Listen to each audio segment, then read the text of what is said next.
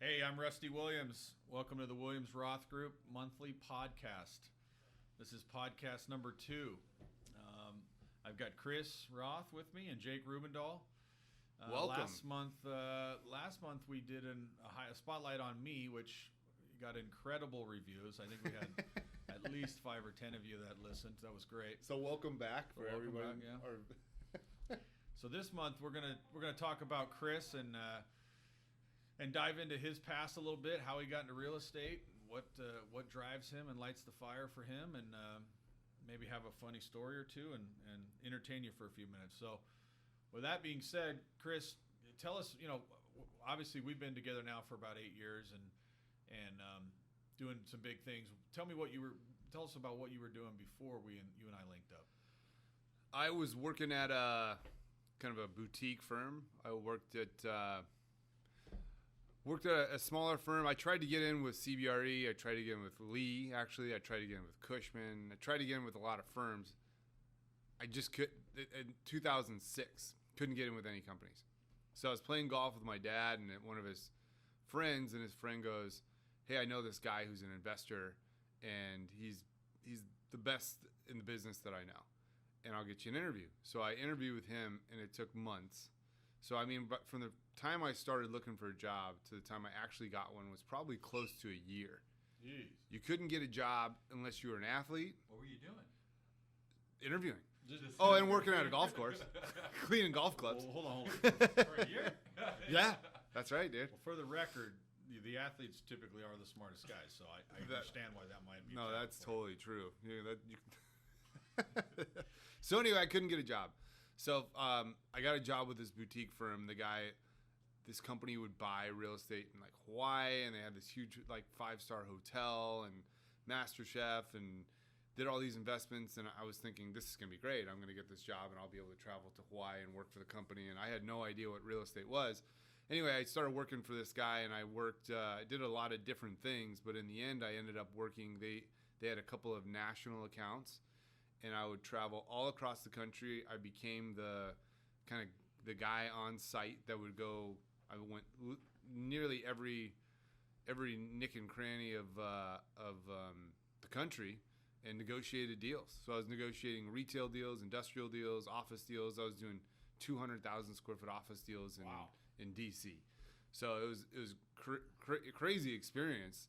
But at the end of the day, I just didn't want to travel anymore, and it wasn't my account. And if we lost the account, I felt like I was going to get completely screwed. And so I wanted to come to a brokerage house. So I got to bring this up. This is a story you've told me. Maybe you could share with our viewers.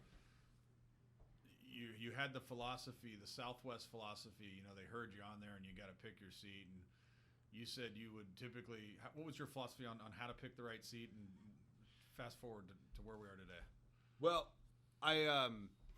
my old boss used to say, cold calling never stops. Like, you don't stop cold calling just because you go on a plane.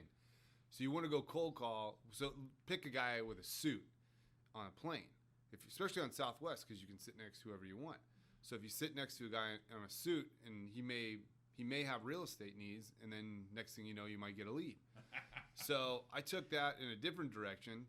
Because I was traveling all over the country, I thought it would be nice to know a few people in some certain areas. So I thought I'll try to sit next to some good-looking girls. Yeah. And if I meet some good-looking girls, I can at least have some people I can call when I go into different areas of the country. Because they might have real estate needs too. You never know. This didn't work, ever. But one time it did, and I ended up marrying her. So, and now you just had your second kid with her. That's right. Yeah. There's no going back now. You're Best cold call ever. That was the best cold call ever. I saw her in line, and I picked the middle seat, which, those things got to work out perfectly, because you can't pick a seat next to her when the rest of the plane is open. It has to be the right. She's got to be in like A, mid A's, and you got to be in the back B's, where there's a seat open and it's not creepy that you just pick that. Yeah, you thought so it's no, I played it out. You got to time your check-in perfectly, So yeah, I met my wife on a plane. Well, that's great, man. So getting a little more serious, one of the things that you bring to our team that has a lot of value is that experience with tenant rep. We've represented a lot of different tenants throughout the years, and the experience that you've had representing national companies throughout the country really helps us to service those tenants better in our market. And so the spreadsheets that you're able to provide and the knowledge that you have and the negotiating skills and those services have really been a big benefit to a lot of our tenants. So if you're one of the 5,000 tenants that are out there listening to this podcast, just give Chris a call. He'll make sure you get your renewal done correctly. That's right, man. So what else? I mean, what drove you to Lee? Why Lee and Associates? So I was interviewing with a lot of different companies, and I think I talked about it briefly last time we had this podcast, but I worked for a small company, so that's all I knew. And then the other companies had a real big corporate feel to me. And when I first started in real estate, I had the image of, if you've seen some of our monthly minutes, I wanted to wear the suit and tie and go into a high-rise building in the city and feel like I was like a Mad Men guy. Like that sounded exciting to me. But as I was 6 years into this other company, I figured out that I didn't like that. I wanted to work at a smaller company and a more, Carlsbad's not a city. I mean, like a high-rise city. It's more, I mean, we're in a 2-story building here, right? So I wanted to be in more of a neighborhood feel. I wanted to be in a smaller company, and Lee & Associates checked a lot of those boxes. And I also at Lee & Associates, I got to come over here, and I felt like it was, when you go to those corporate accounts, a lot of these institutional companies have a ton of listings throughout, so you can't cold call the institutions, and you can't call the tenants and all the multi-tenant parks. So it just seemed like a good fit to be able to come over here and have basically a blank canvas to work off of. Yeah, what were you doing right when you got started? Were you just started cold calling, or who'd you start with, or how'd you link up with Rusty? How did it all get kind of started? Yeah, I was trying to get. I was interviewing for like 4 years, not like actively, but if some people knew I would be open to hearing something, so they all wanted me to come over to their brokerage house and just float around. Just kind of listen in on conversations and try to get a feel for. Well, no, they wanted me to come over and not be part of a team. They wanted me to come over and sit in the cubes, just be by myself, dig up deals, and then pick and choose who to work with, which is what a lot of people do. Right. And I was like, no, I got a pretty cush job right now. I want to go and find the right situation for me that will let me partner with somebody that also has a name in the market that will help me launch my career. And I can be like, hey, we've done this deal, that deal, this deal, even though I hadn't done the deal. Yeah.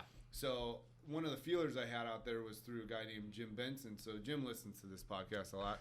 But Jim is a friend of my sister's, and he's a broker in our market. And he said, hey, this Rusty Williams is a guy at Lee, and he's looking to hire a junior agent.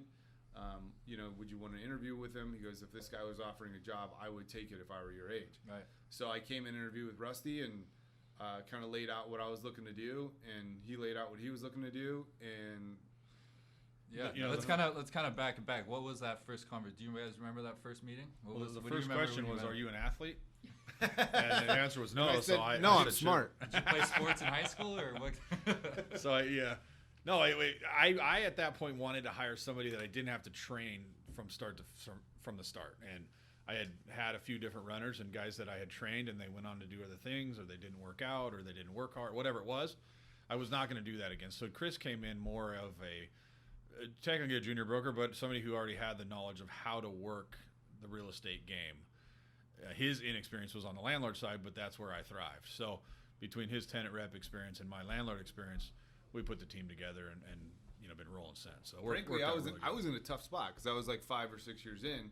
So you either have to come in as like a real low level, make no money kind of guy, because as a junior broker, they don't want to give you any money because there's no real incentive to do that. It's like, I'm already established. Why am I giving you money? You need me. Mm-hmm. And then I was already making money, so I'd have to take a real step back. So it was a pretty big risk. And, Rusty hedged his bets when I came over, which I would have done the same thing. He was like, I'll give you this, and then we'll kind of figure it out as we go. And I'm like, all right. Don't give him too much. No, he didn't. No, but to be fair, that all worked out very fast. But in the beginning, I totally knew it.